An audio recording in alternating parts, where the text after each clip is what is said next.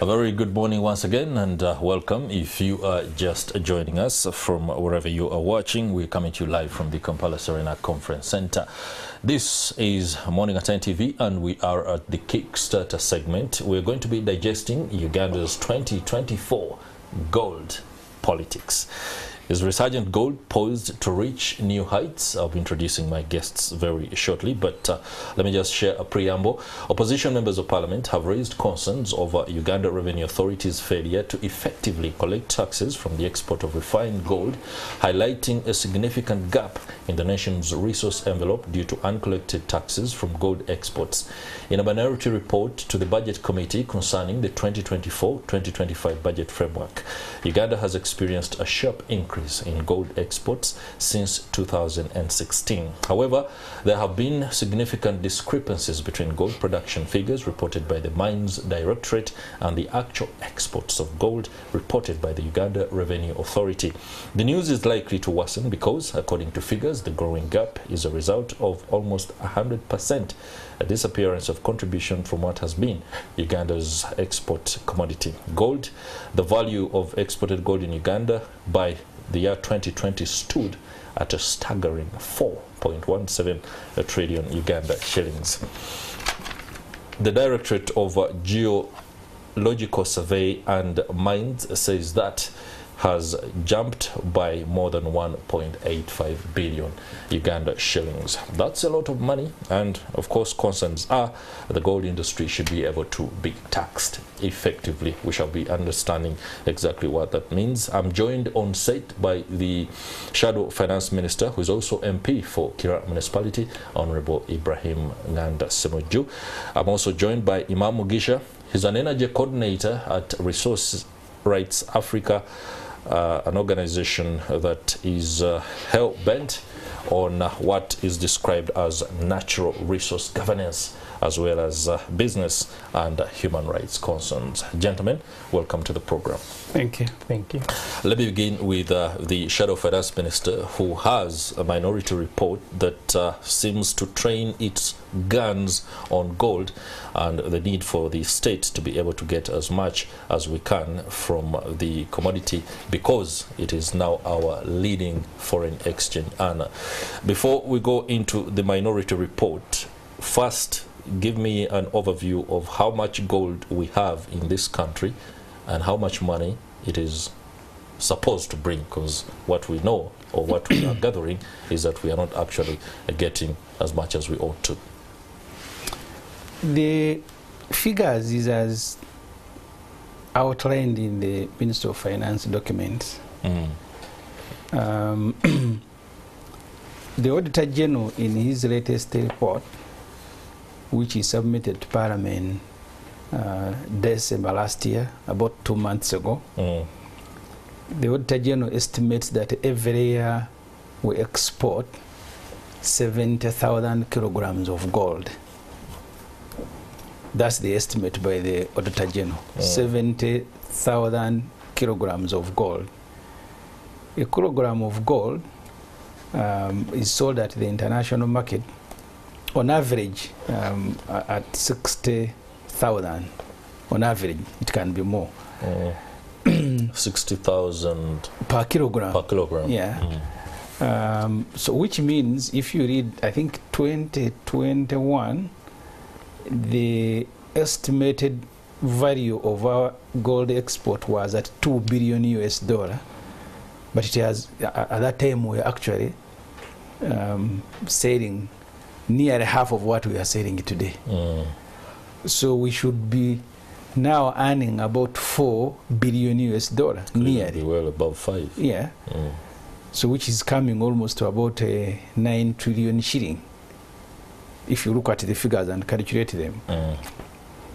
The Minister for Energy, the Honorable Ruth Nankabirwa, last year published regulations under the Mining Act, under which companies are supposed to begin paying, because we changed the law in the Parliament, are supposed to be paying $200 US per kilogram of refined gold. Because there are two exports. There is unprocessed and processed. So for processed gold, you are supposed to be collecting $200 US per kilogram. So the Auditor General in the report says last financial year, for which he was reporting in December, revenue worth 54 billion Uganda shilling was not collected from some companies. Some other companies continue paying. That's right. So in our report to Parliament, our argument was that because next financial year, Uganda's budget is going to increase by only 1.4 billion. 1.4 billion. Taxes or revenue collection by Uganda Revenue Authority is going to increase by 286 billion, which is less than 1%. So the trouble is that last financial year, the revenue collection grew by 4.1 trillion, 4.1 trillion, which was, I think, about 17%. Even under COVID, when the country was under lockdown, revenue collection grew from 21 trillion to 25 trillion. During the lockdown? During the lockdown. Now, where economic activity was... We are all under lockdown, yeah, with the exception of a few. We are now told by Minister of Finance, when they submitted that budget framework paper, the next financial year, the revenue collection is going to grow by 286 billion, which is less than 1%. Yet the economy is being projected to grow at 5%. So we started asking questions. If revenue is going to grow by just 286, which is less than 1%, what could have caused this? And that's why I went into gold. That's right. Because the Auditor General reports that these fellows are not collecting money from gold people, but also there are also tax exemptions. The last financial year was about 1.4 trillion. So the minority report was not looking at gold as a sector per se, but we are looking at revenue collection, because our budget of 52 trillion next year, the correction, the money that we raise locally is going to be about 54%. The rest of the money is going to be borrowed from banks here and borrowed from outside and grants. So we are unable to collect enough money to finance our budget. And one of the areas that we are looking at as the opposition is gold. I have also, even before I became a shadow finance minister, complained to Parliament, because there are old stories. The other day you had a refinery, the owner of that refinery was facing sanctions, but he was operating also in Uganda. So the trouble with the gold sector is that it is shrouded in a lot of secrecy. And that's why in our report, I categorically report to Parliament that part of the reason the URA is not aggressive is because some members or relatives of the president are involved in gold export. You need to understand, and you just need to help us. Gold is being exported at the old Entebbe airport. They rode on aircrafts, go to Arab Emirates, go to China and other countries, and return with physical money. And that's why even the government sometimes is shaken. Because the bulk of this gold is not gold from Uganda. That's why these fellows went to court. They said, you see, we're just doing re-export. This is not your gold. Why are you charging us taxes? But if it is not our gold, then why do you pass it through our country? Because if you look in our budget, including a supplementary last financial year, we are paying Congo, we paid 224 billion shilling because we lost a case in the international court of stealing Congo's gold and other resources. So that's why we must be very careful. These fellows are in court are saying, no, please don't charge us too much, because we are just you are just a conduit. We are just re-exporting. Gold comes from somewhere else under the East African Customs and Management Act. So you're not supposed to be charging goods goods that are just passing through your country. So the origin may not be disclosed. It is only security people who can go and establish how much gold has come from somewhere. But for us, we don't want to, as an MP, my duty is not to go and find out where this gold has come from, whether it is from heaven. I am only saying, on the books of Minister of Finance and URA, so much is being exported. Under the new law and the regulation is published, you are supposed to be collecting taxes. You have an economy that is barely functioning. It's on drip, because we have to keep borrowing. If you read the report of the Auditor General last financial year, we even had to go for unconcessional loans to finance the issues like paying salaries. So say, wait a minute, before we go and borrow all this money, why don't we first correct this one that is available? That's our argument. That's right. Yeah. Okay, thank you very much, Honorable, for that overview. I'd like to engage Ima Mugisha. You spoke about the fact that you are a natural resource governance organization, also a business and human rights outpost. Yes, please. The Honorable has spoken about things that I presume you must be on top of, aspects of secrecy when it comes to the gold trade in the country, the volumes, who is operating what, and when he says that some of the actors claim they should not pay taxes because the goods are simply, you know, going through the country. We have processing refineries here that is more than a lot more than just passing through. When something gets processed and refined here, then there must be some kind of revenue tag to it. But take us through exactly what you know, especially with regard to your advantage as Resource Rights Africa. Good morning, viewers, and thank you, Honorable, for that deep dive into the sector. Resource Rights Africa does natural resource governance, and we did a research, and most of our argument was about to, you know, how to look at gold as money. Remember that gold standard language that backs at in 1970s. Now, as a country, the major mistake we are making is incentivizing this sector, the gold economy. Already this is money. Then you're putting incentives. You put an argument that we should tax 5% to the refined gold and 10% to unrefined. That goes, you know, uncatered for. Then you look at 200 USD per kilogram of gold, and that is not, you know, taken in too low. So where is the gap? You look at, because refiners like Mr. Chibirige will tell you that to export gold, you need the exporter's license. And where do you get this license from? It's from the refineries. And who owns these refineries? That's the gap we need, you know, to answer. Now, you come with your ton of gold, we ask you, I need 30% of this gold.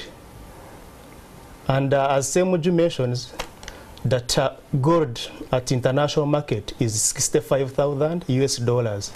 And now here it is sourced, estimated at 62,000 US dollars. Now that 30% goes into your profits, because most of our gold, we get it from Congo. It enters into our economy.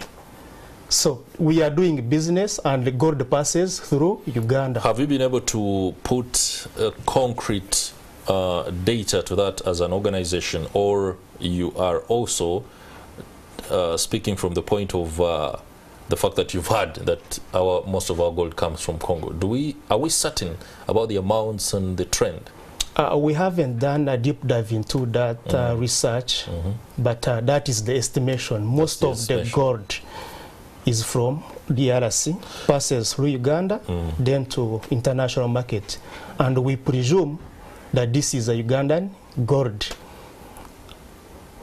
Or out there, the market tags it as Ugandan gold.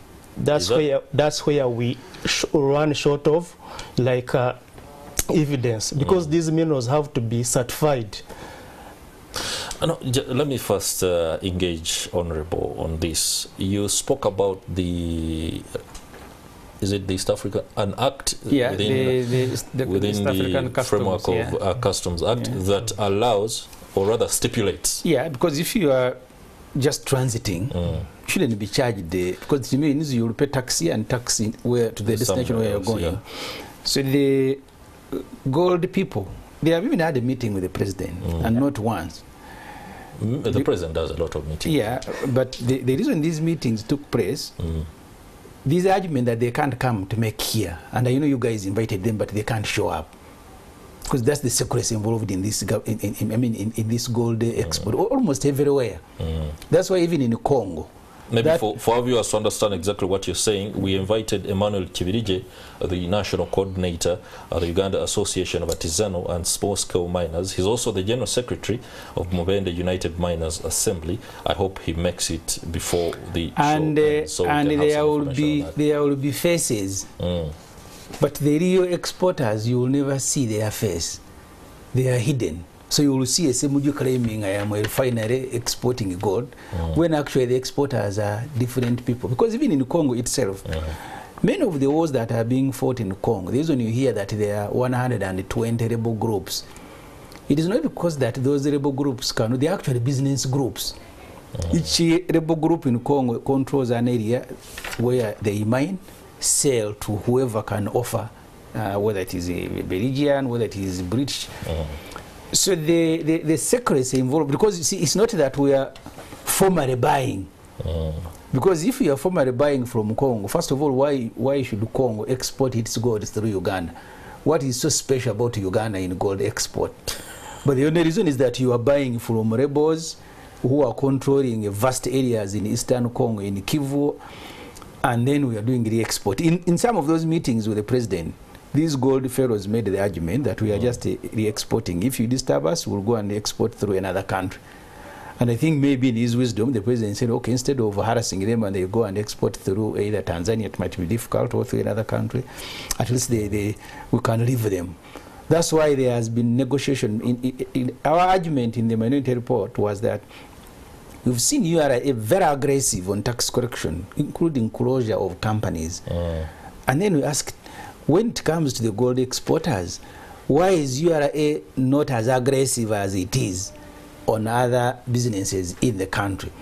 But I've told you, and I know for a fact and certain, that some has had plausible deniability in that, because there was an ongoing case where these companies were saying. But some companies were actually paying, but some companies are not paying. But the fact that this matter is not going to be legally settled, that you even have to have meetings with the president, because the president is not the implementer of the law. But meetings of gold must end at his table and at his house. So that's where these things are supposed to be sorted out. What is the current legal framework that should be able to guide mineral sale and the refining of these minerals in the country? We made the law and said for every kilogram exported, we must charge $200 per kilogram. And I've told you a year, we've now grown since 2001 from about 40,000 to about 70,000 kilograms exported every year. And we should on average be collecting more than 160 billion shilling. But we are not collecting, or we are collecting just a part of it. So the trouble is that the law is there. It's not that we don't have the law. The only area where we have a problem, the Auditor General reported that there are also other categories of minerals, 22 of them. Last financial year, a total of 72 billion was realized from sale of those other minerals, but there is no framework for payment, and therefore I did not collect taxes. But on gold, it is very clear. Yes, you can. The president did something wise to say that we don't want to be exporting unprocessed gold, and that's how refineries were established. Okay.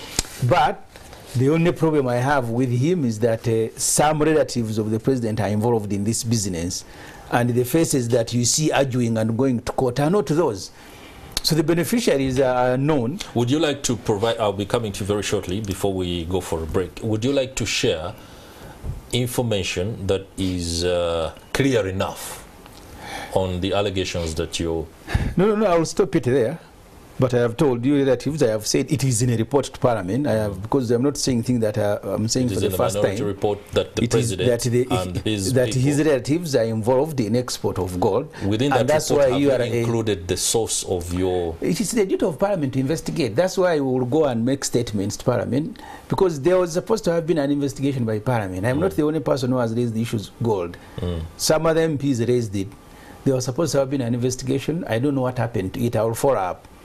Because that investigation, you have to follow up. If investigation should, but it may not even. You see, because you've said so. gold is such a very difficult trade. The other day we even had aircrafts coming from Venezuela bringing gold to Uganda for re-export. So you mean you will know who is moving that gold from Venezuela to Uganda? Have you gotten your hands on this information as an organization that is digging deep into gold and resource dynamics? Before you went to Semuju, I was making an argument about very quickly, these export licenses. Export licenses. Yeah. Who is issuing these export licenses? They are refineries. Now that means refineries are collecting money on behalf of URA and the Ministry of Finance. So where does that money go? That is also another question. As a question we should be able to probe when we return from the break. Let's now break. Of course, this conversation, the Kickstarter, will continue as we digest the gold industry. According to the look of things, not all that glitters seems to be gold. We'll be right back. Welcome back. We're glad you're still with us here on the Kickstarter segment of Morning at NTV. We are trying to digest Uganda's 2024 gold politics, of course, coming on the backdrop of developments that saw the top refiners and exporters of the very valuable mineral, of course, being brought into line to be able to pay billions of shillings in taxes that they sought not to pay on account of another framework under the East African Customs Union. In studio, I had with me, before we went into the break, the Shadow Finance Minister, that is Honorable Semuju Ibrahim Nganda, who is also the MP for Kira Municipality. I also had with me Imam Mugisha, an energy coordinator at Resource Rights Africa, an organization that is bent on ensuring the governance of minerals in the country is well understood. But we've now been joined by Emmanuel Kibirige, the National Coordinator of the Uganda Association of Artisanal and Small-Scale Miners. He's also the General Secretary at Mubende United Miners Assembly. Many thanks for joining us, Mr. Kibirige. Thank you so much. You found the conversation well underway, and we were trying to understand what appears to be a very confusing landscape when it comes to gold trade. We don't have a lot of details. Why? Not because we are bad journalists, but because there has been what appears to be a deliberate attempt to ensure that gold trade is done under total secrecy. You're a stakeholder. You mine gold. You're an official at the Mubende United Miners Assembly as well as the Association of Artisanal and Small-Scale Miners. First, give us an overview before we get into what the politics is about gold mining within your space. Thank you so much. I'm privileged to be in this industry for the last 12 years. I've been mining gold in Mubende. Okay. And I've also been a leader, National Coordinator, Uganda Association of Artisanal and Small-Scale Miners. I've been leading in Mubende United Miners Assembly for the last 5 years. We are the people that were evicted from Mubende in 2017, brutally, of course.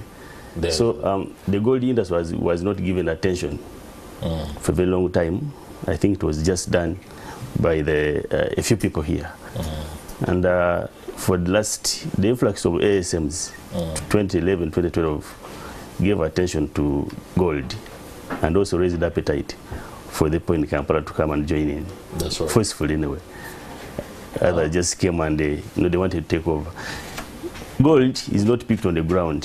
What gives it value is because it is scarce. That's right. And the gold has been used over 700 BC as a medium of exchange. Countries have backed their currencies on gold. Because today in Uganda you have shillings. It is, if I carried 5 kgs of gold here today, worth about 1 billion shillings, I would carry it in my pockets. But if you have 1 billion shillings, you won't cross. You need a very big bag, or you need to put in the boot of the car. You understand? Even if it is 50,000 notes.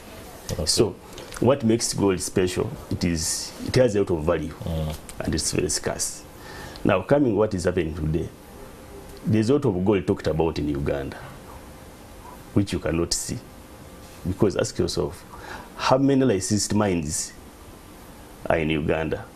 Medium scale, small scale, or even artisanal. So the players in Uganda are these ASMs, the people, the Ugandans who are mining in their backyards. And you see, what is very unfortunate is that they all found the miners. Okay. Someone has been mining, practicing mining for the last 20, 30 years, and then they enacted the law, 2003, that made that miner become under someone's license. They make another law, and then the same miner who has been mining there becomes illegal miner because he does not know how to chase for the licenses. Okay. So the Mineral Act 2003 did not recognize local miners. The artisanal miner, they had just a small portion. You must mine within 40 acres, 16 hectares. A location license which expires every 2 years. So the Mineral Act amended 2022 recognizes and it gives space to progress from artisan, small scale, medium scale, and large scale. So when you're talking about gold, the focus for me would be, what do we get from the ground? Our ground. I mean the boundaries of Uganda. What do we get from there? If you go to the Ministry of Energy, DGSM, ask our mines, because they know the mines, how much do we produce before we get into tons? That's right. Because the appetite of tons is high, but... Quickly share that information. Where I come from in Mubende, there are 2 licensed mines that have mining leases, which is we have AUC, Kamalenge, and then we have Chisita Mining Company. Those have mining leases. Then we have artisan associations. Yeah, we have our association, Mubende United Miners Assembly. We have Chitumbi Kayonza. There are 2 groups there, Chitumbi Kayonza and Mugoba. We have at AUC, there's another group called Nyonga. Those are small groups that are mining, but don't even have the right papers, because we're in the period of transition from the old law, which allowed for these small-scale miners. Unregistered. Yes. Yes. They are registered, but the government doesn't know they're registered. What is these are registered. These are registered associations. Yeah, because when people don't know, yeah, they will say they are not registered, but they are registered associations. We have with them. They are formal. They are formal. They are registered. Yeah. Now the struggle is, there is someone who has had a license for the last 30 years. These miners are mining in the same license. Registered in the government of Uganda, URSB, or they have certificates of incorporation, they have TIN, they can pay taxes, but the law does not allow them to access the mineral right for themselves. There is a bigger license where they can be, because the minister promised us, Honorable Nankabirwa, that she will handle that issue. Miners should be licensed where they are mining from, because the block has become a very big challenge. So we are the ones mining, but there's a blocker controlling you. That means you introduced something that the MP spoke about earlier. Now, tell us in very certain terms, when you mine the gold, what quantities do you come up with periodically, and to who do you sell that gold to? Are you exporting it, or you're selling it to an exporter? Most gold mined is bought at site. Okay. And there's a license called the Mineral Dealer's License, MDL. So it is issued by any person, any Ugandan, or any company, whether Ugandan or not, who pledges to Uganda collect gold, to buy from the miners. Pledges? Yeah, they can go and buy from the miners. Okay. So if you show you have the capability of buying the gold, you can buy. So for us, as long as you have a license for buying gold, you go and buy gold from anywhere. There are also so many other Indians around here in Kampala, Kamoja, who buy gold. They are also licensed by the government of Uganda. And they will go to find their licenses pinned on the walls. All right. He's the shadow finance minister. If you haven't spoken to Kasaija in a long time, you can speak to him. If you have questions, what questions do you would you pose regarding the gold industry and how the trade is undertaken? What are the challenges? Yeah. What needs to be rectified? Because he can speak to the people who might change that. We have seen news where gold was surpassing coffee in foreign exchange earning. And the first question was, where are the mines? So the struggle would be licensing the miners where they are mining. Licensing the miners where they're mining. Because we have not found a very big company, say like Anglo-American in Tanzania. We haven't seen a very big company coming here to take over the mines.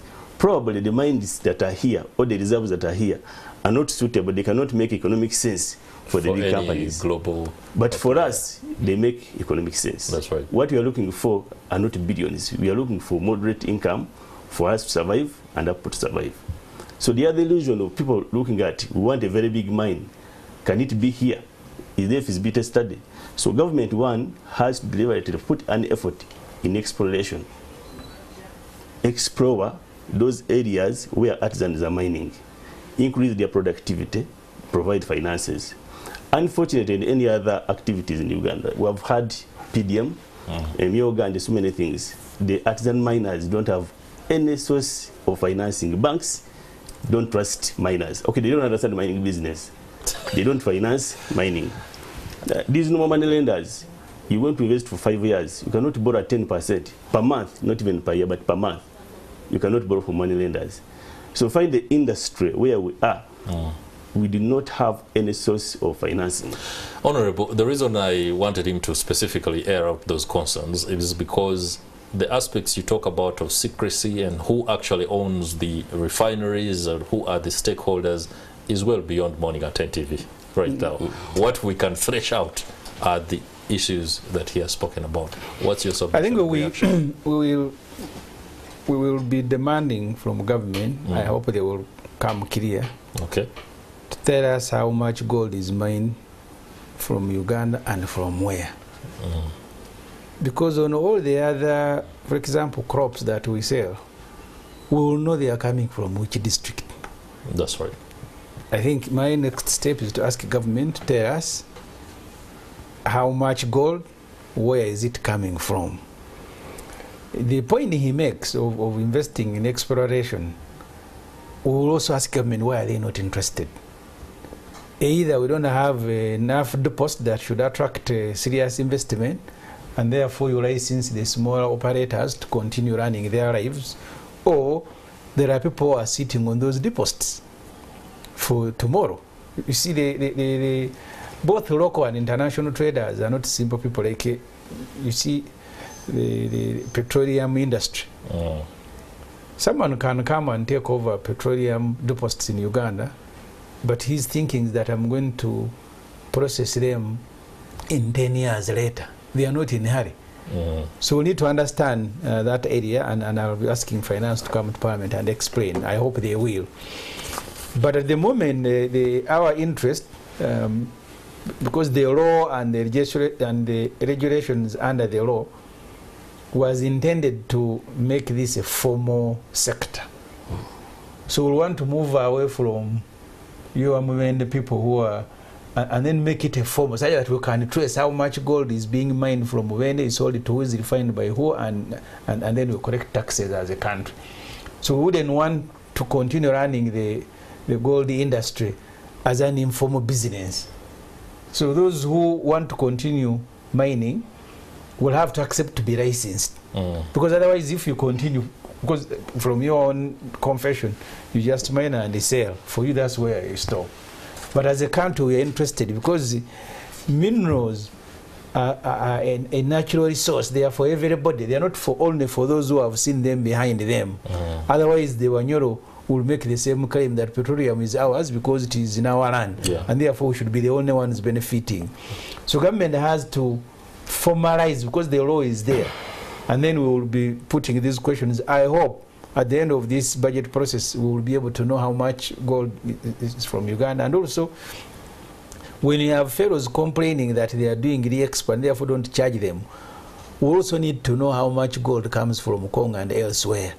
Because as I said, we have for the last 3 years been paying money to Democratic Republic of Congo for its minerals stolen by Ugandan soldiers when they went to fight in Congo. So we don't want 5 years later to have another government taking us to court that you have been stealing our gold. So there must be a formal process bringing no, gold we hope to this Uganda. time Congo is lenient because we are helping build roads. Yeah, that's the trouble. You see, you can be a friend of Congo today because you're a friend of a sitting government. Because it's not this government that took us to court, by the way. Yeah, of course. It is Kabila the late who took us to court. These ones are just benefiting. So an arrangement between a sitting president and a sitting president shouldn't be treated as a matter of countries, because you have another president in Congo 20 years who is not a friend of Museveni or have gone, and then he says, you guys have been stealing, you continue stealing our gold, and there will be reports of how much gold has come from Congo. Okay. You have something, there's something that's itching. I would like to come to Imam Gisha. It is, we are not informal, like Honorable Samuel you said. We are registered miners. Yeah. We have licenses. Some organizations, associations have licenses. Now the value chain of gold has different players. For me, I could have a license to mine my ore, put it up there, then another person in another category takes it from there. Okay. Now there is a provision for a processing license. I could just mine ores without even touching gold, and I sell the ores to a processor. Some processes the ores and also stops there. After getting the gold, doesn't leave the mines, also sells to another person who has probably the export license or a refinery. Now our politics does not go to the refinery level. Okay. We want to remain at a level of production. We have had licenses, produce the gold. Now where it goes, then the government should take over. Before the viewer gets confused, explain to us the extraction process for gold, the one that you are involved in. Do you, for example, say this particular amount of soil is what I've come up with and I'm selling it at this amount of money, so whoever can get whatever they can get from that, or that is their business? No, not all soil has gold. And you've just told us. And when you're mining, there's a particular sequence you follow called a vein.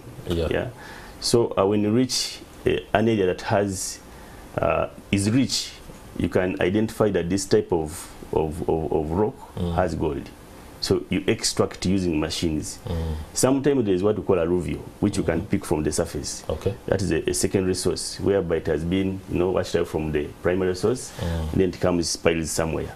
That one can be depleted. But there's this one, the vein, that can mine about 2 kilometers underground. You can use breakers. You can use open cast mining, like you see the big mines in Tanzania and elsewhere. And then you get the ore. Like I was talking to someone from Wagagai, the pronunciation by the president about the amount of gold. So they were talking about ores, not real gold. Not real gold. So they have stockpiled about 300,000 tons of ore. Now that ore could be 3 grams per 1 ton you crush. So every 1 ton of soil, you get 3 what?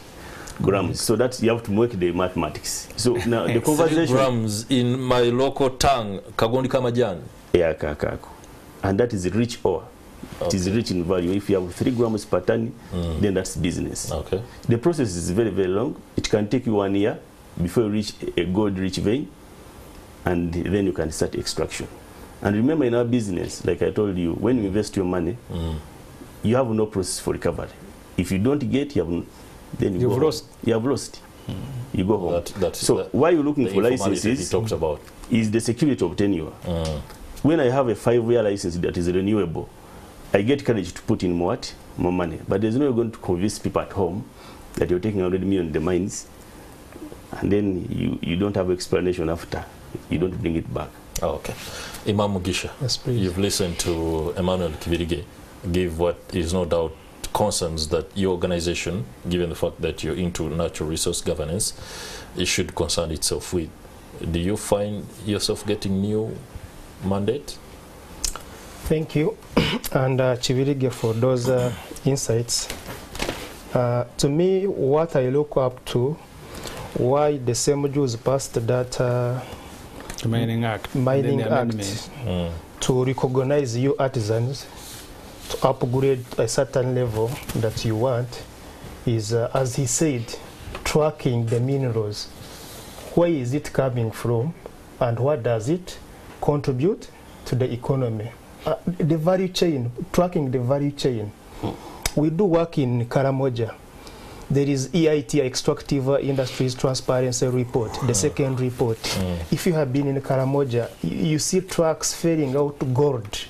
But if you look at the contribution of... He fell out ore. Yeah, because when you say trucks failing gold, I know what a truck is. Yeah. The sheer quantity. I mean, height. We might stage ourselves on those roads and get some. It's for us, in ordinary terms, gold is gold. Gold is gold. Yeah, whether they are taking a mountain and then they remove 1 kilogram. Exactly what he has told us. It's confusing. There is a truck, but what is in is gold, and there is like ore, but there is ore is there, but within ore there is gold. So it is like somebody said, this is a very sensitive sector. That's right. And it is highly militarized when you go to northern Uganda. So what we are saying, we as a civil society, to make sure that these resources work for the people as per the public trust doctrine, that these governments hold these resources in trust for the people, to make sure that we track the value chain of these minerals. What does it contribute? Because if you put an injunction stopping URA stop collecting 200 as proposed, and out from 2021 up to this up to where we are, we lose 52 billion. That's annual. That is a big contribution to the sector. And if we are losing it, where are we going to source the finances for the budget? All right, gentlemen, it's bottom of the hour of 8. Let's go for a break. When we return, we shall wrap this conversation up, and you guys share some of the information that should be able to allow, especially the policymakers, including the Honorable Member of Parliament here, to take us forward with regard to gold trade in the country. Let's take a break. We'll be right back.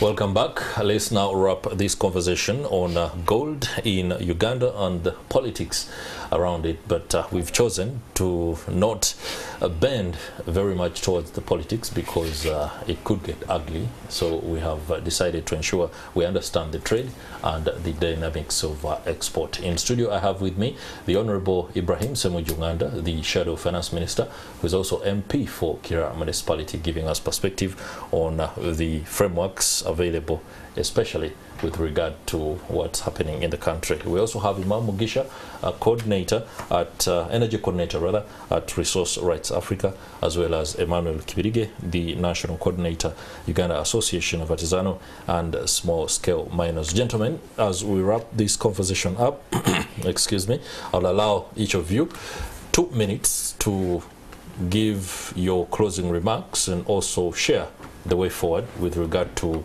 where you stand as a stakeholder in this. Mr. Kibirige first. Thank you so much. One, the government of Uganda, if they feel like gold is worth something, they must encourage and invest in local artisans. There must be a budget for the locals. Where can we get money from? We had a proposal. If you have 1 kilo of gold, probably have invested about 180 million to get 1 kilo. So for you who sees 1 kilo, you look at it at its value, 200 million. But the profit is 20 million maybe. There are processes you go through to legally get gold. So if there was a bullion system where I can go and bank my gold in Bank of Uganda, and then I can get a certificate, use it as collateral through financial institutions, banks, and then I can get a loan. My gold is there because gold gains value over time.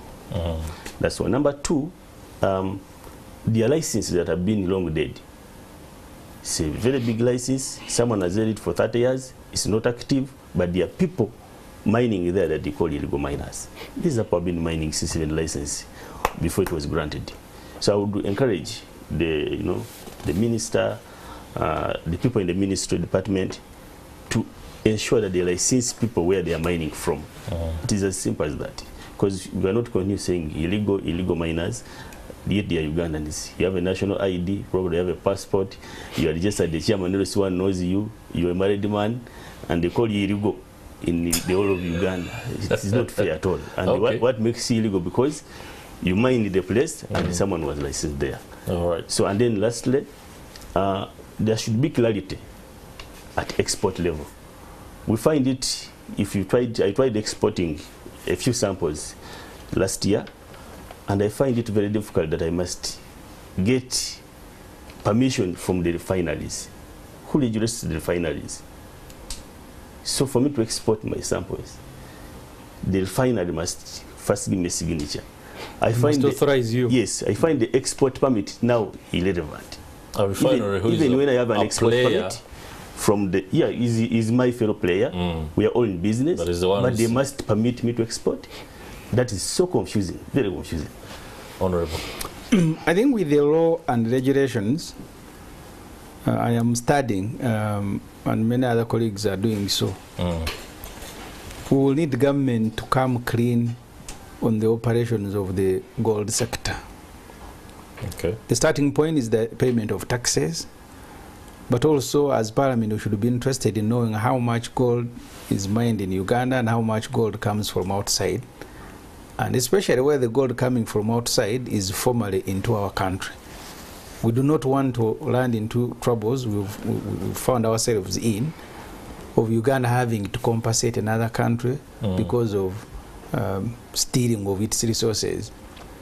Because we are a poor country here. How can we be paying Congo money? So you can't finance your budget, but in the budget you must include money to pay Congo for what was stolen from Congo. That's right. So this industry is very difficult. I told Parliament in a minority report, partly because you have had the military, but also the relatives of the president are involved, and in Uganda, relatives of the president are stronger than institutions and elected leaders and even people who hold cabinet positions. The moment they hear that a relative of the president is involved, they will stop there.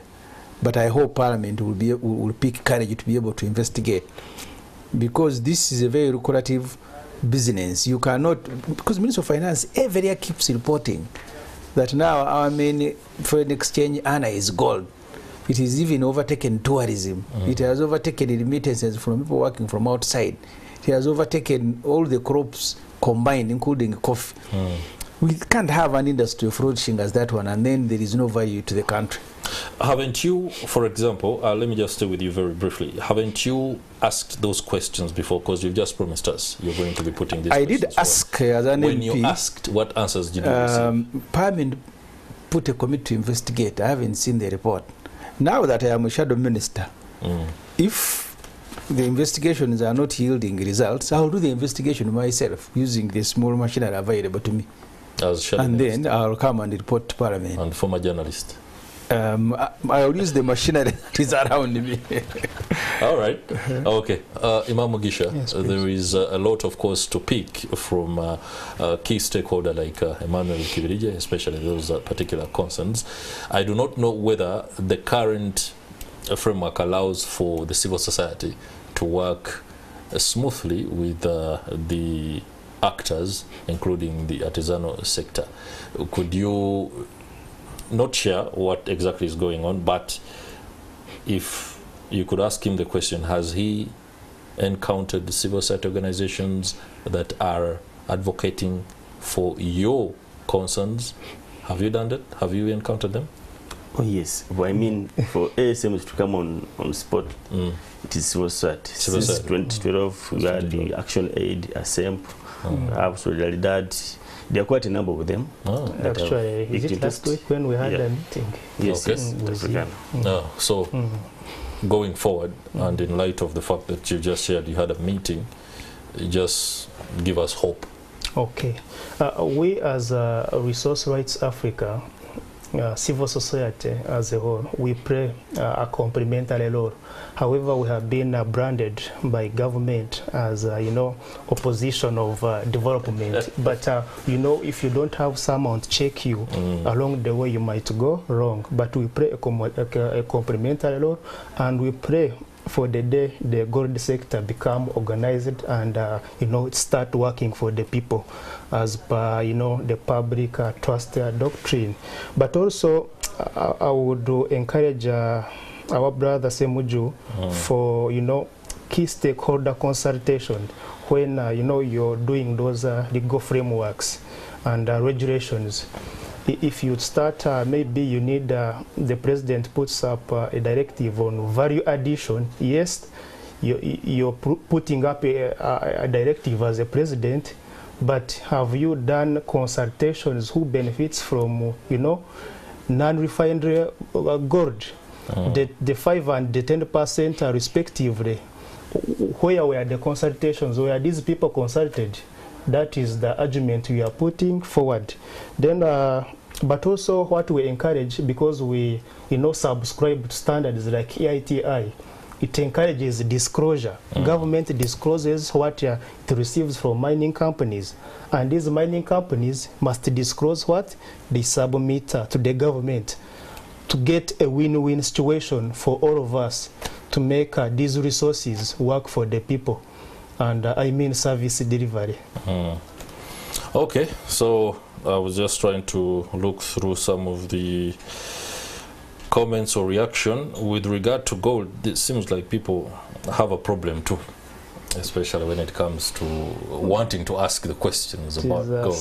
I do not know why, but Imam Mugisha spoke about the fact that it's heavily militarized. Let me end this with the Honorable, in your capacity as Shadow Minister, and if we were to reach optimum level of utilization of this particular resource that is gold in this nation, Uganda, and the amount of money that it will be able to garner, what would be the allocation like, in light of the fact that right now the budget framework paper is upon us, and the budget for the next financial year is taking shape? If I have understood you, first of all, we will need to know how much gold we are mining from Uganda.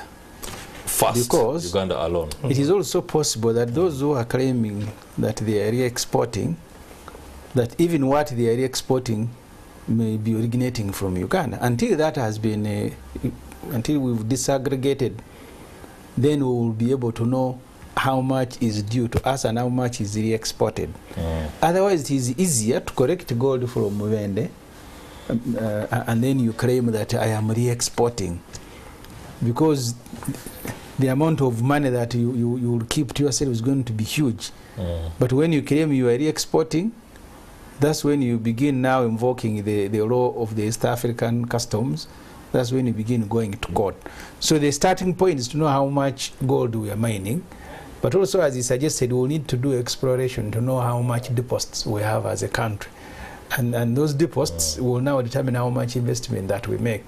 Because we can't continue speculating in this century that we have people who go and dig and scratch soil and then dig some gold. We simply can't do that. Tell us how much. So we should know how much gold we have and then invest in that gold. Because look, we are borrowing money that we can't pay. Every year we are now paying interest, 7 trillion interest on money we have borrowed. So if we have our gold and we can mine it, why not invest instead of going to borrow from commercial banks? So for me, that's the starting point. Know how much deposit is available, and then how much investment you need to get that gold out of, and then be transparent. License formally. We don't want to hear backdoor licensing, and then you ask who are the real businessmen dealing in gold, and you don't know them. You just hear stories. All right, thank you very much, Honorable Ibrahim Semuju Uganda, Shadow Finance Minister and Member of Parliament, Kira Municipality, for the perspective and information shared on the gold trade in the country. And many thanks to you too, Emmanuel Kibirige, Coordinator for the Uganda Association of Artisanal and Small-Scale Miners. You're also Secretary General for Mubende United Miners Association. And last but not least, Imam Mugisha, Energy Coordinator at Resource Rights Africa. You have emboldened our understanding of the industry, and we do hope that some of these sentiments can be registered by those that are responsible for policy formulation in order to create some bit of order and some light to the trade that is currently going on. That will do it for the Kickstarter and pretty much Morning at NTV. Today we do have a man on the ground who has been completely toppled by the vagaries of weather where he is. I do hope that later he can come up with some updates on what is happening. For now though, let's break. It's been a pleasure having you.